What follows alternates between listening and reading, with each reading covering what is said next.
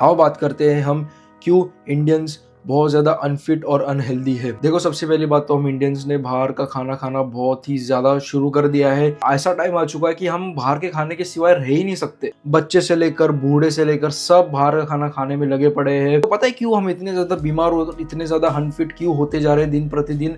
इसका सबसे बड़ा मेन रीजन यही है, स्ट्रीट फूड बहुत ज्यादा अनहेल्दी होता है। एक तो सबसे पहली बात तो भाई बाहर का खाना बहुत ज्यादा अनहेल्दी होता है, स्ट्रीट फूड बहुत ज्यादा अनहेल्दी होता है। ऊपर से इसको और ज्यादा अनहेल्दी करा जाता है बिल्कुल भी हाइजीन ना रख के। कोई हाइजीन नहीं भाई, कोई भी हाइजीन नहीं।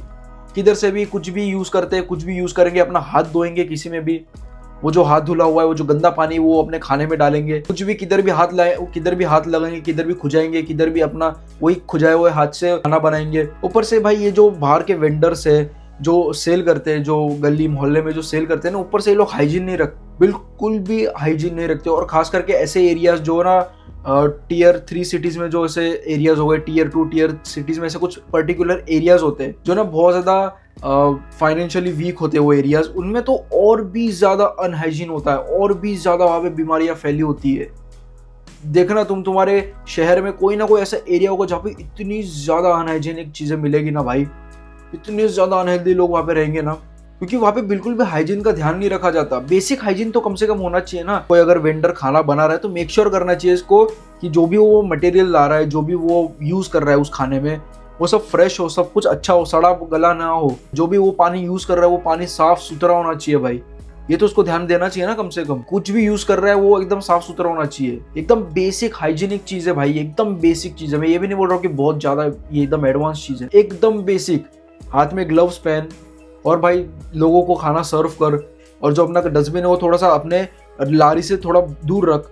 जो भी जहाँ पे भी तू बेच रहा है उससे थोड़ा अपना डस्टबिन दूर रखा कर। सिंपल सी बात है भाई। और अपना dustbin time to time clean करा कर, अपना आसपास का area time to time clean करा कर।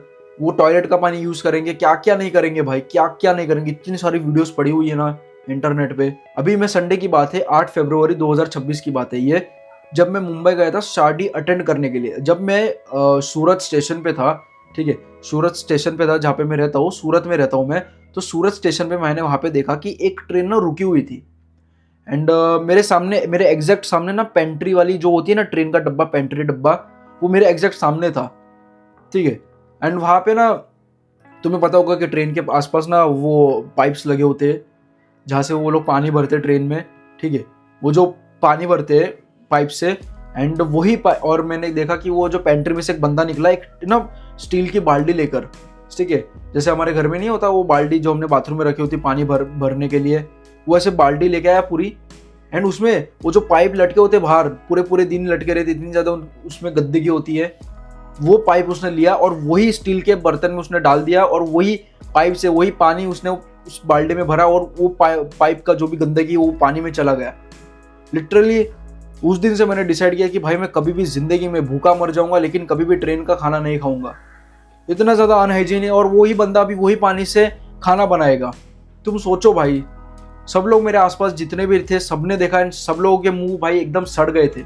चलो एक बार के लिए मान लेते हैं कि आपने बाहर का खाना बंद कर दिया, ये जो सब बकचोदी चल रही है इसके चक्कर में आपने बाहर का खाना एकदम कंप्लीटली छोड़ दिया। ये तो एक्सपेक्टेशंस रखना भूल जाओ कि घर का खाना भी बहुत ज्यादा हेल्दी होता है। बिल्कुल भी नहीं भाई। जो तुम्हारे जो घर में खाना बनता है ना वो तक इतना ज्यादा हेल्दी नहीं है जितना तुम्हें लगता है। अपना घर का खाना पूरी तरीके से कार्ब लोडेड होता है। सिर्फ वो घर का खाना मेरे को ऐसा लगता है कि सिर्फ वो सिर्फ जिंदा रहने लायक है।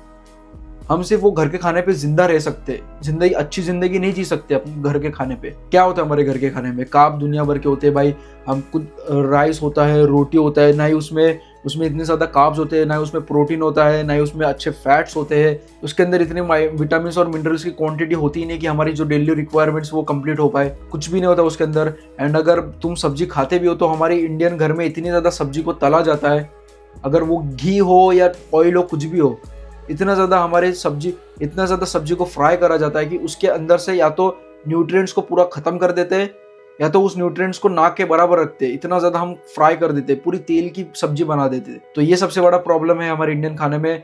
एंड फाइबर के नाम पे सलाद रखेंगे, सलाद में भी क्या रखेंगे, कुकुम्बर रखेंगे या तो टोमेटो रखेंगे। कुछ कितने सारे लोग तो वो भी नहीं रखते। मैं मानता हूँ कि दाल बहुत अच्छा सोर्स है भाई, प्रोटीन का भी अच्छा सोर्स है, कार्ब्स का भी, फैट का भी बहुत अच्छा सोर्स है भाई, मेरा ये मानना है। बट पता है दाल की कितनी ज्यादा क्वांटिटी होती है? बस 1 वाटी, इतनी सी क्वांटिटी होती है दाल की बस।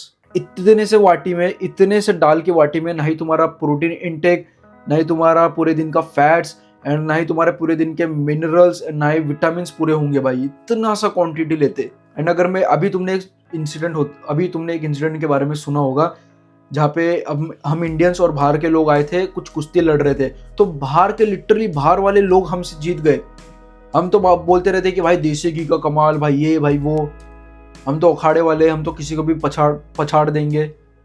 भाई बाहर के लोगों ने, जो प्रोटीन पाउडर पीते, वो लोगों ने हमको हरा दिया। हम इंडियंस अभी भी इधर ही अटके हुए हैं कि भाई कि प्रोटीन पाउडर अच्छे नहीं होते, प्रोटीन पाउडर पीने से अपनी किडनी खराब होती है। अभी भी हम इंडियंस यहाँ पर ही अटके हुए हैं, इसके आगे बढ़ ही नहीं रहे हैं। लिटरली जो भी मेरे को पूछता है कि क्या तू जिम जाता है, मैं बोलता हूँ हाँ भाई मैं जिम जाता हूँ, तो भाई एक बंदा जो दारू सुट्टा पीता है वो मेरे को बोलता है कि भाई वो प्रोटीन मत पिया कर। लिटरली भाई को होश नहीं, कुछ नहीं, पूरे दिन दारू सिगरेट पीता रहता है, एंड मेरे को आके बोलता है कि भाई प्रोटीन वो पीने का नहीं। भाई तुम कैसे लोग हो? तुम खुद नशा करते हो, तुम खुद दारू पीते हो और हमको आके बोलते हो कि प्रोटीन नहीं पीना चाहिए। मतलब ये तो यही बात हो गई ना कि एक पेशेंट को कैंसर हुआ है एंड वो दूसरे पेशेंट को कैंसर की एडवाइस दे रहा है, जबकि तेरा खुद का कैंसर अभी तक फिक्स नहीं हुआ है मेरे भाई। यही तो सबसे बड़ा रीजन है कि हम क्यों इंडियंस कभी आगे बढ़ नहीं पा रहे। हम अभी भी इंडियंस इधर ही अटके हुए हैं, इसके लिए तो हम आगे बढ़ नहीं पा रहे। हम इधर ही अभी भी अटके हुए कि प्रोटीन पाउडर नहीं पीना चाहिए, वो किडनी के लिए खराब होता है, इसके आगे बढ़ेंगे तो कुछ होगा ना। अभी इधर ही अटके हुए अभी हम।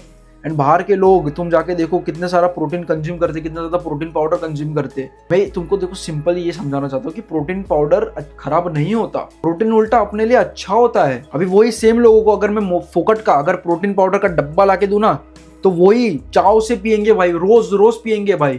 प्रोटीन पाउडर अच्छा होता है, हाँ बस वो डिपेंड करता है कि कौन सी ब्रांड बना रही है, वो कैसे बना रही है, वो बहुत ज्यादा मैटर करता है कि भाई क्या वो प्रोटीन पाउडर में कुछ मिलावट तो नहीं है ना, क्या शुगर स्पाइकिंग तो नहीं करी है ना, क्या अमीनो स्पाइकिंग तो नहीं करी है ना, क्या कुछ उल्टा सीधा तो नहीं डाला है ना उसमें। वो बहुत ज्यादा, वो भी एक है कि भाई तुमको जो भी चूज करना है वो तुम अच्छे से चूज करो ब्रांड, कोई सा भी ब्रांड चूज करना है, अच्छा ब्रांड चूज करो जो वेल रिप्यूटेड हो।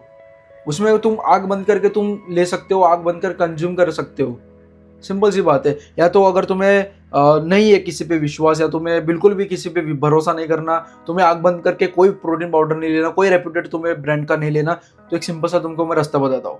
ट्रस्टिफाइड चैनल तो तुम्हें पता होगा, वही बंदे ने जिसने एक बहुत बड़ी कंपनी को एक्सपोज करा था, एक कंपनी को एगोस करके, ठीक है, वही कंपनी को जिसने एगोस करा है ना, तो उसकी वेबसाइट में ना पास और फेल करके एक ना ऑप्शन होता है। उस ऑप्शन पे जाकर क्लिक करो एंड तुमको खुद ब खुद पता चल जाएगा कि कौन सा ब्रांड पास हुआ है।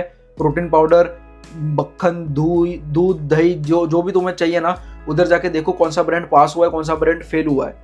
जो भी ब्रांड फेल हुआ है प्रोटीन पाउडर में उसको मत कंसिडर करो, और जो भी प्रोटीन पाउडर पास हुआ है उसको कंसिडर करो। सिंपल सी बात है भाई, कोई ज्यादा इसमें सोच समझने की बात नहीं है, सिंपल सी बात है भाई।